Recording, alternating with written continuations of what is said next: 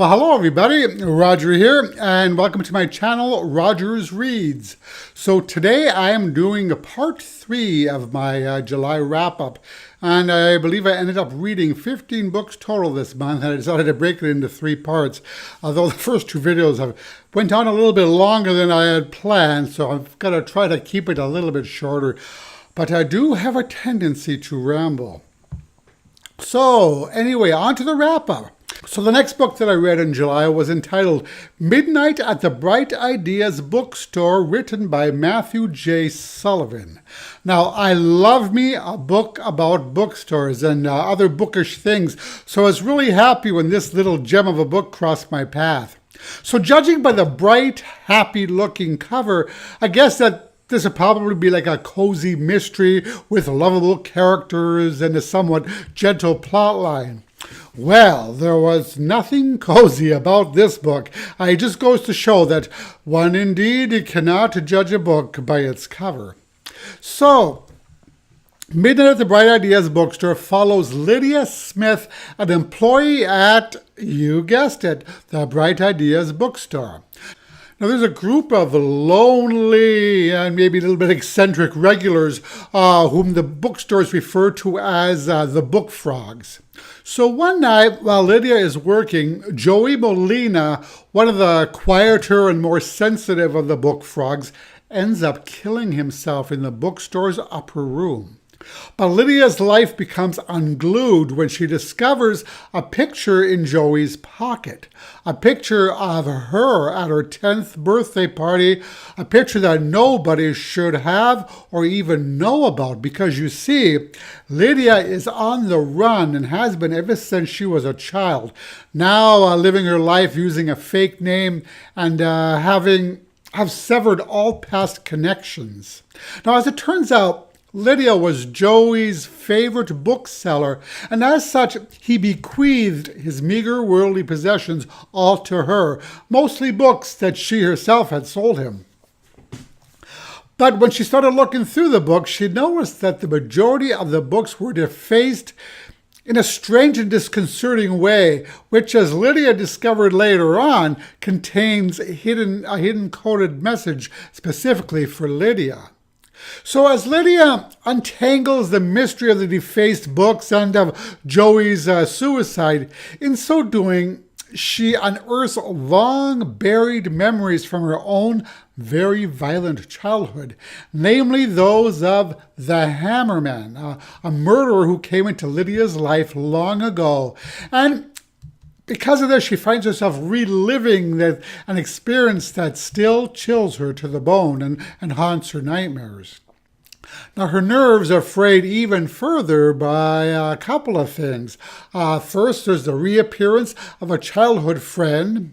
Then there's the postcard from the police detective from the murder case, the one from her childhood, and then as well as being contacted by her estranged father. Now, she can't help but wonder whether Joey's messages might help her to solve that crime from her past that nobody ever could. So she takes it upon herself to find answers to the questions that have haunted her ever since she was a little girl. So I really ended up loving this imaginative literary mystery story, because what bibliophile doesn't love a book about books? In fact, most of the characters in the story were readers themselves, so books were mentioned quite often throughout the tale. But this was actually quite a complex, extremely well thought out, and somewhat disturbing mystery.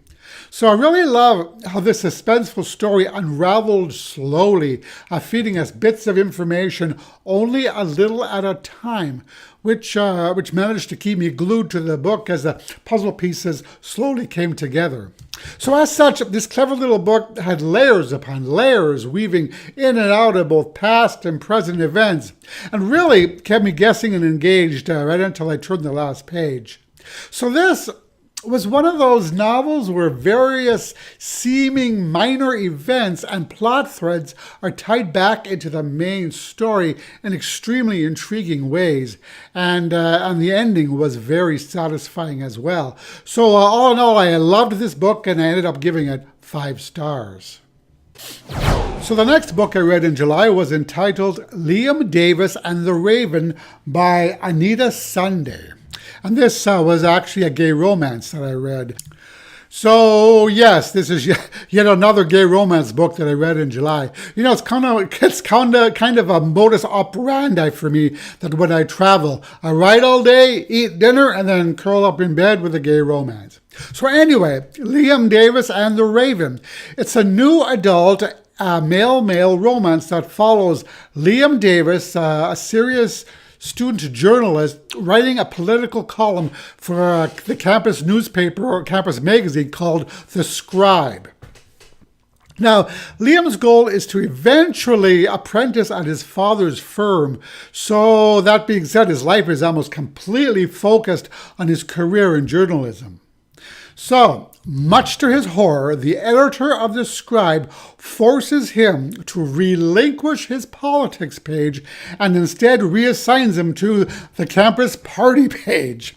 Now, the editor wants his, the reason behind this is that the editor wants his employees to step outside of their comfort zone and try a different type of writing than they're used to. Now, this is problematic for Liam because not only does it jeopardize his chance of getting into his father's prestigious newspaper company, but being an extremely serious, no-nonsense and no-drama type of guy with really no friends to speak of, he basically has no idea how to party, much less write about it. But he does begin attending campus parties, and one night while leaving one of said parties, a person dressed as Freddy Krueger comes stalking out of the shadows and attacks him.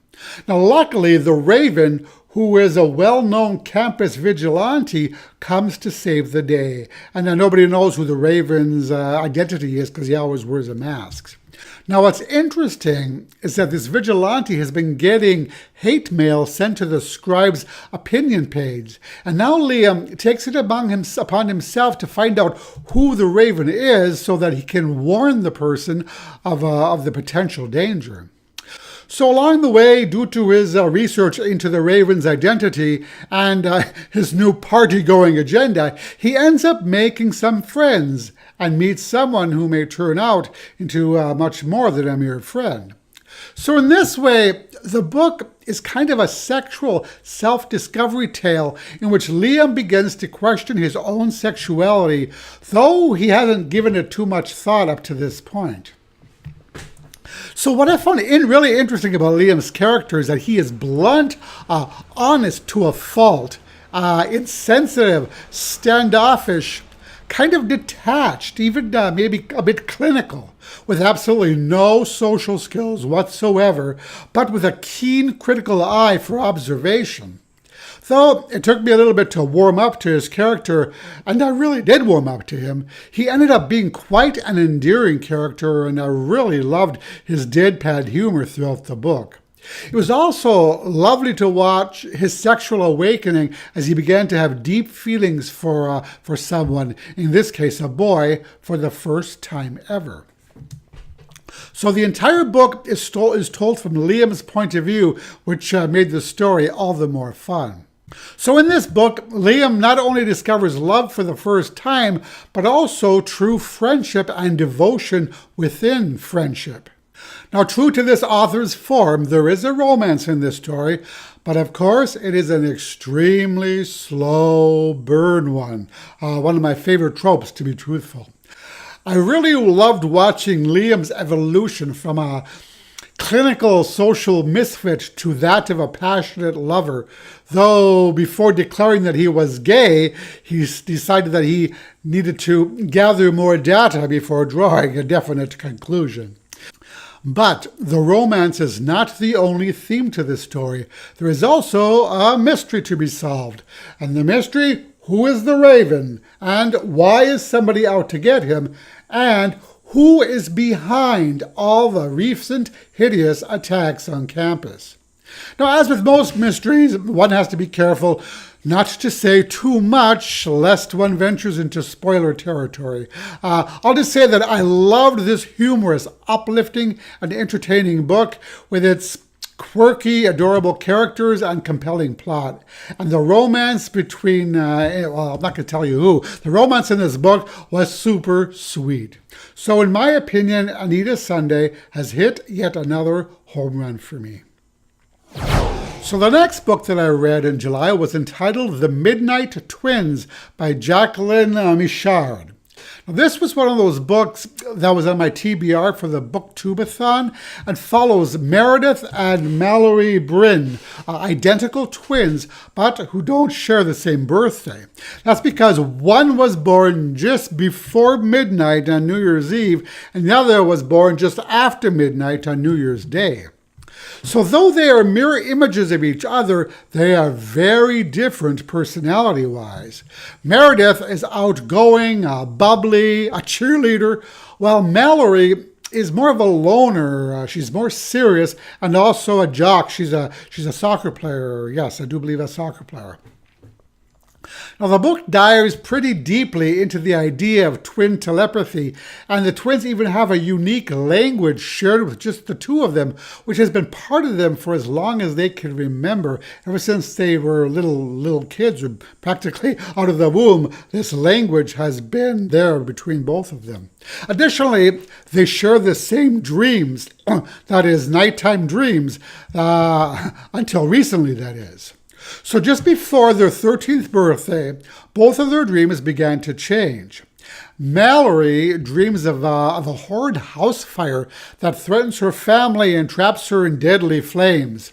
Now, Meredith does not have the same dream, which is very unusual, and they ended up rushing off as a simple nightmare.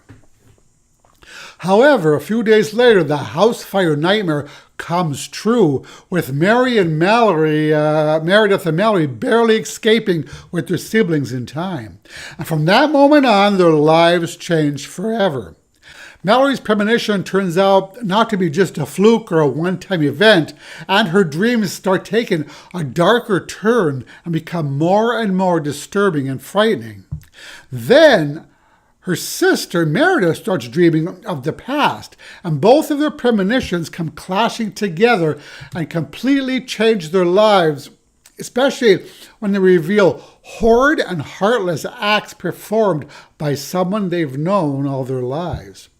Though they prefer to ignore their dreams, they know that they can't, and attempt to save the victims in their dreams, and in doing so, risk their own lives in the process. Now, unfortunately, this book just didn't work for me. It was an interesting book, but I felt that something was lacking. It didn't seem to have the development it could have, and the characters, I don't know, they felt kind of one-dimensional to me. Plus, the first couple of chapters seemed to be just a huge information dump. I also found the writing to be a tad stiff and disjointed, which had a tendency to pull me out of the story, and the story did drag quite a bit. Plus, there were also the characters' names, Mallory and Meredith, and their nicknames, Mel and Mare, which were all too similar and became confusing at times, or at least for me. But the book really did take off at the end with plenty of action leading up to the climax. So though I loved the premise of the story, it just wasn't enough for me, however, and I didn't end up loving this book. Now, I do believe that this is a trilogy, but I don't think that I'm going to be continuing on with it. So the next book that I read in July was entitled The Wake Up. So this is the second book I read this month about people who empathize with animals on a telepathic level. And it really wasn't planned that way, it just kind of happened. So The Wake Up follows 40-year-old rancher Aidan Delacourt, who runs the ranch he inherited from his deceased stepfather. So Aidan's life takes a complete 180-degree turn one day while he's out hunting. A buck comes into his sights and he shoots it. And as the bullet hits the buck, he literally falls to the ground in extreme agonizing pain and blacks out. And then once he comes to, he begins to realize that he is feeling or has felt the animal's pain. So that from that event forward, he figures out that he has empathy for animals and pretty much feels what they're feeling. Their fear, their anxiety, their joy, their anger, as well as their physical pain. Now, this is not necessarily a good thing, considering that he's a cattle rancher whose job it is to round up cattle, castrate the heifers, and then slaughter them. Now, because of this, he has no choice but to give up his career and sell off his cattle. So he's not only lost his farm, but also his girlfriend, as well as the respect and friendship of all of his ranch hands. But Aidan's life changes even further when he meets Gwen, a single mother with two children, Elizabeth and Milo. Now, Milo is an extremely troubled child, sensitive, shut off from everyone, and he can't bear the touch of others, can't stand it when anybody touches him. So we learn that Milo was abused in several ways by his father, and Gwen really has her hands full with the boy. So Gwen and Aidan begin dating, and even though the boy acts out in disturbing and almost unforgivable ways, Aidan vows to somehow help the boy. As the relationship painfully progresses forward, Aidan learns that this boy may not be quite so different than himself. What's interesting about this story also is that as Aidan revisits his past and his demons with a psychiatrist, he discovers hidden truths of his own life and his own childhood, which actually provide answers to his own problems with Milo. So I listened to the audiobook version of this and thoroughly enjoyed it. I appreciate how the author brought up some very tough and important issues during the story. There was emotional abuse, physical abuse, but also the importance of family, self-acceptance, self-worth, encouragement, and hope. All in all, The Wake Up was a beautiful, heartfelt story about emotional discoveries that I really ended up loving, and I'm really glad I read it. And I ended up giving this book 5 stars. So the last book I read in July was the first book in the Percy Jackson and the Olympians series entitled The Lightning Thief. I read the first couple of books in this series several years ago when they first came out, and I don't remember too much about them. Actually, it was more than several years ago. It was quite a few years ago, I do believe.